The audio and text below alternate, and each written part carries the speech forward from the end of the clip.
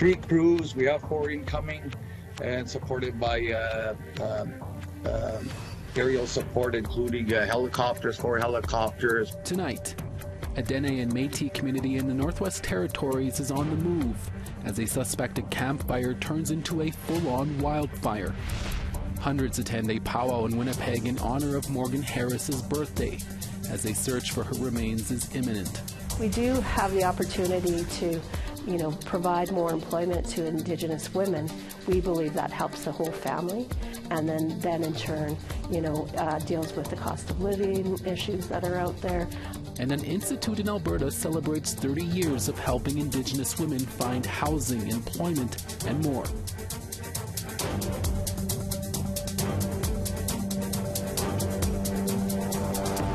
Good evening, I'm Chris Nanchkate. Welcome to APTN National News. A wildfire is burning out of control less than a kilometer away from a Dene and Métis community in the Northwest Territories. Around 300 residents have been forced to flee their homes in Fort Good Hope on Saturday as fire crews continue to make a fire perimeter. There have been no injuries and no property damage reported as of this morning.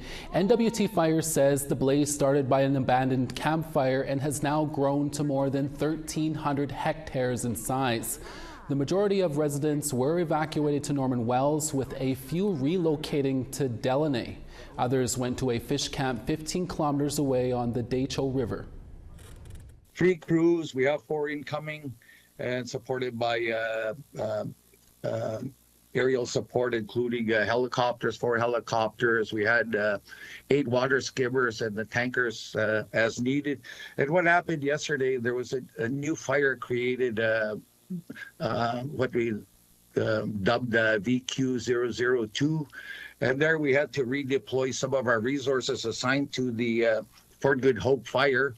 And so we set the skimmers, the tankers, and the water buckets, and it was visible to the community of Norman Wells. So some of the local residents got a chance to see how our aerial support responds to a fire. A provincial oversight panel has been established to monitor the Mountain View School Division in Manitoba.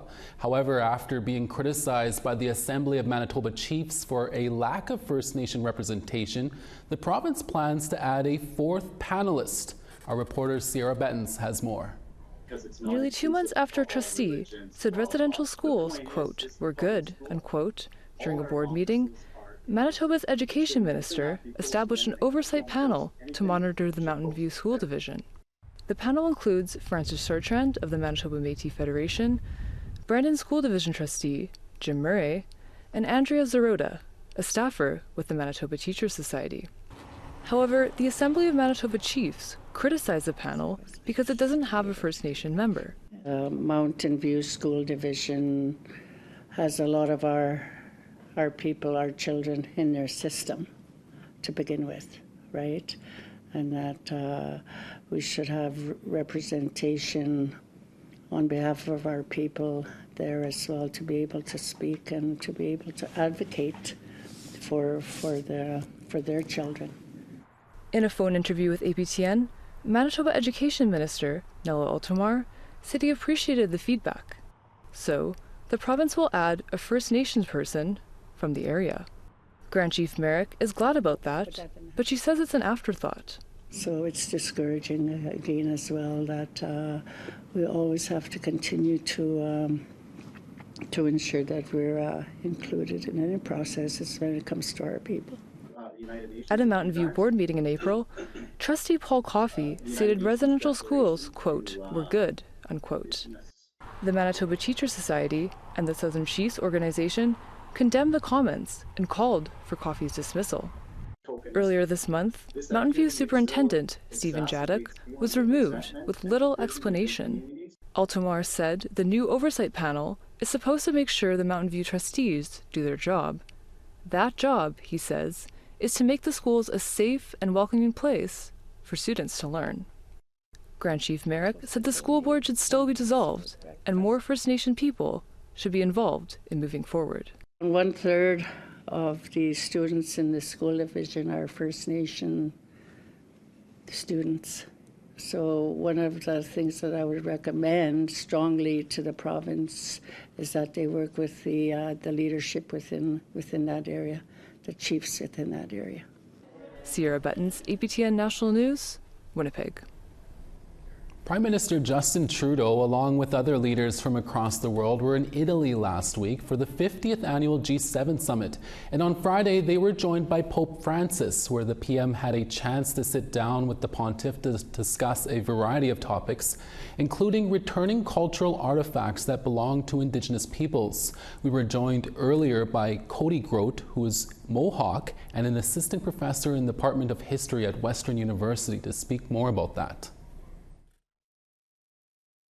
Today, Cody, Prime Minister Justin Trudeau and Pope Francis met last Friday in Italy during the G7 summit and spoke about many different topics like artificial intelligence, but also about the church returning cultural Indigenous artifacts that are being held in the Vatican Museum. How do you think these discussions went? From what I've heard, this wasn't on the radar for the Prime Minister to be having this conversation with the Pope regarding the repatriation of cultural artifacts. But it's been something that a lot of national Indigenous organizations like the Assembly of First Nations have been pushing for a very long time. So in my opinion, regardless of what the conversation entailed, the fact that the Prime Minister added this to the conversation and the fact that he posted specifically about cultural items on his social media channels is going to be a turning point in this broader dialogue between sovereign Indigenous nations, the Government of Canada, and the Vatican as a sovereign country regarding the repatriation of cultural items. Are you able to explain what is in the Vatican Museum exactly in terms of the artifacts there and what belongs to the people here, the Indigenous people in Canada?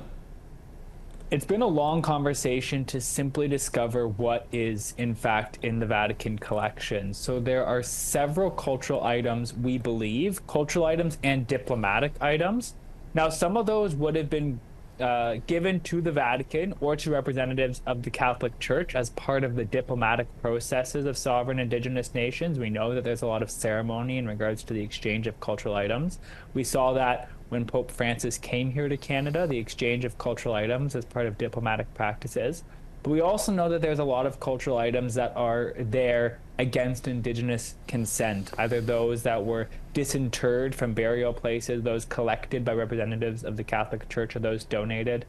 Now, this isn't just a Canadian problem. Internationally, there's incredible secrecy regarding the Vatican archives for documentary materials and their museum collections. There was a museum catalog issued by the Vatican several decades ago that gave a general sense of items from the Americas, generally speaking, but we really don't know. And that's what makes it so complex when we consider repatriation of cultural items, because we don't know which Indigenous nations should be involved in this process. Cody, how important is it to return these artifacts back to Indigenous people? One thing that I always like to express is the fact how a lot of sovereign Indigenous nations are even moving away from that word artifact towards words like cultural items or ancestors, because we know that these items aren't just rooted in the past or how we interpret our history. They often have a very significant role in how we live our daily lives and how we convey cultural knowledge, how we pass along teachings to future generations. So we need to have these items back in our territories to be able to engage with them as ancestors, share the knowledge that they have embedded with them. And one of the difficulties with that is often museums and the Vatican want us to abide by museum conservation standards, but we know for a fact that sometimes the natural decay or disintegration of these items is an important part of that ceremony as well. There was also talks about advancing reconciliation between Trudeau and the Pope. How do you think they could do that? I think it's going to be a dialogue that is both national in scope, but then also oriented towards specific Indigenous nations.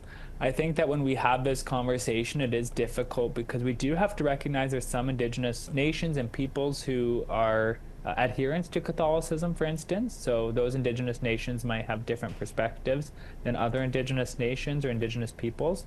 But I think that this is a very meaningful step. I feel like there's been a lot of general dialogue about reconciliation, but seeing actionable items, such as the repatriation of cultural items, is probably a good step in the right direction. Well, Cody, we'll be sure to follow this this meeting and the steps that happen ahead here. We thank you for chatting with us today about this very important topic. Thank you for having me. Thank you. The family of the late Morgan Harris recently celebrated her birthday with a special memorial powwow in Winnipeg. Sav Jonesa will take us to the event when we return.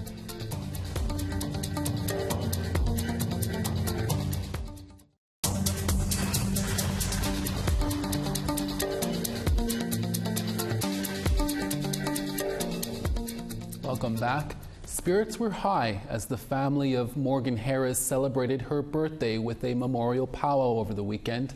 Harris is one of 4 Indigenous women murdered by N.W.T, Winnipeg's serial killer.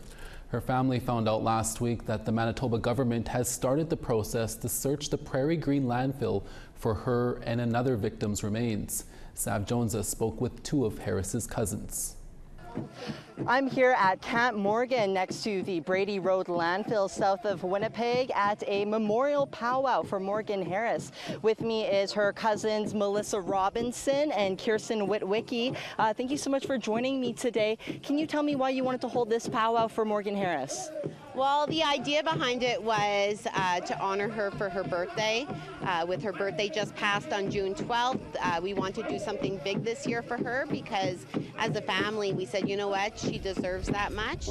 So let's celebrate her in a good way, and we want to have a powwow for her. Yes. And on Tuesday, Manitoba Premier Wab Kinew announced that the landfill search has actually been, the process for it has been ongoing for a few months now. How did it feel to hear that news? It's just like a weight off your shoulders. It's a pretty amazing feeling to know that things have already started and there's actually some action and not just words. So that's just a pretty amazing feeling, yeah. Because we definitely went in on Tuesday thinking, oh, here we go again, another meeting, another hurdle to jump over. But to hear that, ground has been broken, our healing lodge is close to completion, and hydro lines going in over there, it was very exciting. Like exactly like my cousin said, it was like that weight off of our shoulders lifted. We've been in this fighting stance for so long now, fighting each level of government to have this landfill searched, and here we are finally now getting it done. So, it means a lot to our family. And so how old would Morgan have just turned? She would be 42. And what is something that you would both love for people to know and remember about Morgan? She was feisty. I would agree. She was, I think I'm 6 months older than her. But she, feisty is the word to use that, but it was never turned towards her friends or family. It was always very, she was extremely loyal in her feistiness. Our 100-pound bodyguard. Well, thank you. That's a great place to end it, and thank you so much for taking the time to talk with us today. Thank you so much. Thank you. Thanks. Back to you in studio. Thank you, Sav. Organizers of the 2nd annual Sasa Penida and National Kidney Foundation fundraiser will encourage patients who need to travel for medical care. The Kidney Foundation of Canada is giving $190,000 to their Saskatchewan branch for Indigenous kidney patients. The announcement was made at the Dakota Dunes Resort on the Whitecap Dakota First Nation south of Saskatoon. A committee will be formed to help determine how best to use that investment. A shelter in downtown Montreal will soon open a transitional housing project for Indigenous people in recovery. APTN's Maricela Amador got a tour of the new facility. All the sleeping quarters are on the 2nd and 3rd floor, so at nighttime this is really critical. It's close by. Residents will be able to live at Indigenous Project Quebec's new 2nd stage housing facility for a period of 5 years. So this will be their space, so this is their own space. As well, they've also have their shared rooms, so there's a living room, a dining room, a conference room. The 3-story building is located in the city's Milton Park area, home to much of the city's unhoused Indigenous population. Donc, plusieurs personnes doivent se demander pourquoi le secteur, en fait, ça a été décrit comme une crise humanitaire par l'Ombudsman de la ville de Montréal. Donc, PAC et les différents collaborateurs souhaitions venir là, adresser cette crise-là qui on sait là, sévit depuis un certain moment. There actually are 3 floors of outdoor spaces that are accessible to residents. This would be the second floor, a residential space. As of July 1st, 14 rooms will be available for Indigenous people in recovery, along with indoor and outdoor communal spaces. This space is going to be the center for healing and catching people when they need to. Leilani Shaw is the executive director of the Montreal Indigenous Community Network, or the Network. I really hope that it gives a space for people to really heal and to kind of ask those introspective questions to themselves and, you know, kind of have a space where they can see a future for themselves. The program is culturally adapted and will have on-site caseworkers and elders. The goal is to provide programming and partnerships that support residents in their healing journeys. Shaw says that addiction and low self-esteem are the result of colonization. Is that shame wound that many Indigenous people feel, and that's kind of what having Indigenous-owned organizations are working towards, is kind of having a space for people to repair that, to see each other, to have a sense of community in a really big urban space like Montreal. Joey Partridge is the director of the Reaching Home, an urban Inuit program at the Makivik Corporation. He says the Makivik has been looking for a solution to the crisis for a long time, and they want to provide as much support as possible. C'est sûr que ça va aider beaucoup, c'est sûr que ça va faire beaucoup de... ça va donner plus de moralité, je pense que ça va donner plus de... ça va ouvrir plus les bras avec la situation qu'on voit surtout. The program was funded by the Montreal Public Health Authority, the Network, and Makivik. Indigenous Project Quebec has a 5-year lease on the building. Rien n'exclut le fait qu'on pourrait rester beaucoup plus longtemps ou même acquérir un bâtiment pour poursuivre notre mission et pour poursuivre cette initiative. But for now, the focus remains on welcoming the first residents to their new homes. Maricela Amador, APTN National News, Montreal. Former Truth and Reconciliation Commissioner and award-winning journalist Marie Wilson has a brand new book. We'll tell you all about it when we come back.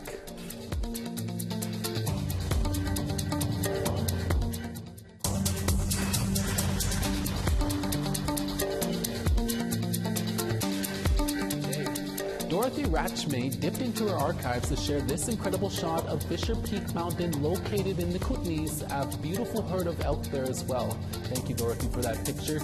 For your chance to be our next photo of the day, send your pictures to share at aptn.ca. Now let's take a look at tomorrow's weather forecast. Over on the East Coast, Charlottetown 25, Halifax 26.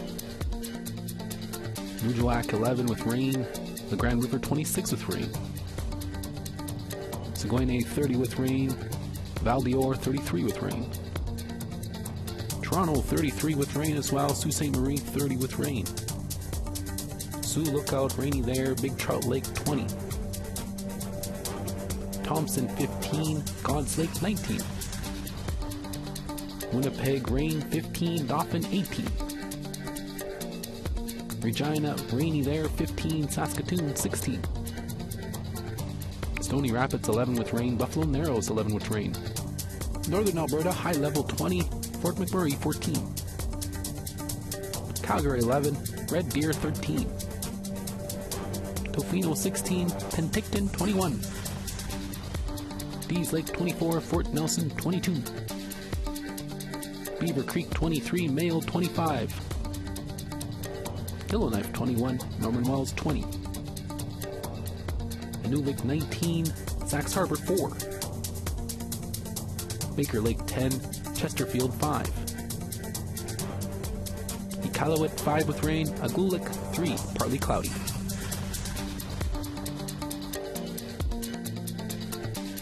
The Institute for the Advancement of Aboriginal Women in Edmonton has been offering their services for 30 years. And for the past 5 years, they've been helping find employment for Indigenous women. APTN's Chris Stewart has more. This day, the Institute for the Advancement of Aboriginal Women is offering a workshop on careers in the aviation industry. An industry expert is detailing various careers available, from air traffic controller, flight attendant, or mechanic. Alison Poiron is a training supervisor. One of the ones that she is going to talk about is mechanics. She was a mechanic fixing planes, so she's really passionate about that. So she's going to come in and talk about that, and that it's not just a male-dominant role, that there is positions there for women if they want it as well. Muriel Stanley Van began the Institute in 1994. Her daughter Rochelle is CEO. For 3 decades, the Institute has been providing housing assistance, financial literacy, and violence prevention programming, and job training. In 2019, they began offering free job entry and retention programs with the goal of helping Indigenous women find a career and keep it. The need is so great that we needed time to kind of get ourselves in order and know what we're doing. So that kind of took some time, but now, yeah, our numbers are increasing every year, and it's great to see Indigenous women who are getting the training and also getting employed, which is so important. She says the feedback has been very positive. We do have the opportunity to, provide more employment to Indigenous women. We believe that helps the whole family, and then in turn, deals with the cost of living issues that are out there, all those types of things, confidence building. So it is kind of a game changer in our regards in that once they're employed, things start to fall into place. You can find more information at iaaw.ca. Chris Stewart, APTN National News, Edmonton. It has been almost a decade since the Truth and Reconciliation Commission concluded its work, spending years traveling across Canada to hear the stories of residential school survivors. One of the TRC commissioners who went on that journey was Marie Wilson, who now has a new book that talks about what she experienced. North of Nowhere, Song of a Truth and Reconciliation Commissioner gives us a first-hand account of the historic TRC's journey to document residential school stories. In the book, Wilson talks about what it was like witnessing survivor testimony, the personal toll the job took on her, and ultimately honoring the voices of survivors. She hopes young students and new Canadians will pick up and read the book and learn about Canada's hidden history. It is, in a way, Kristen, kind of a travelogue, a re-journeying of where the commission went. So there's something reflected here in every part of the country, but also, meanwhile, the inward journey that was unfolding within me, which people very often ask me about. And honestly, while it was still happening, I didn't really have time to process. I didn't have time to really go that far inward, and I almost couldn't afford to because I had to stay capable of doing the work. And Marie Wilson will be reading from North of Nowhere tonight at 7 p.m. at the McNally Robinson Bookstore in Winnipeg's Grant Park. Everyone is welcome. And to watch that full interview, join us for tomorrow's midday newscast at 12 p.m. Central Standard Time. And that is your evening national newscast for Monday, June 17th. Hi, miigwech masicho. Thank you for watching.